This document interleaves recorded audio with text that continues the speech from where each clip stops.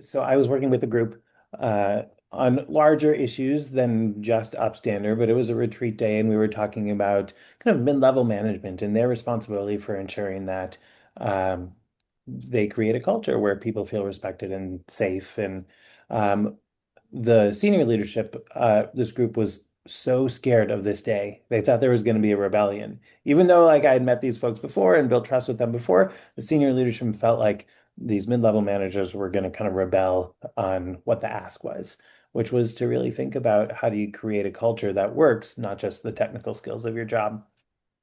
And 20 minutes in, somebody raised their hand and just asked the question, I guess I just don't understand why we're doing this. And I was able to say with a bit of firmness and a bit of a push, and I'll tell you, which was basically, I'm so glad that you asked that question. Let me tell you why.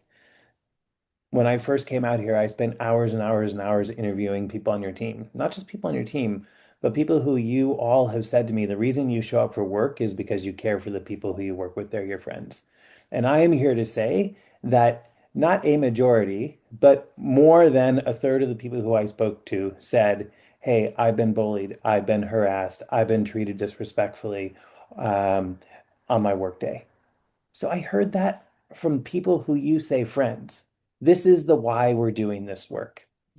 And the words I think flowed a little bit more nicely out of my mouth at the time, but it was one of those pin drop moments where it felt like all of these people who had sort of been pushing back to their senior leaders, not to me, but pushing back on the need for this, just took a pause and then said, okay, mindset changed, fully invested for the next 6 hours.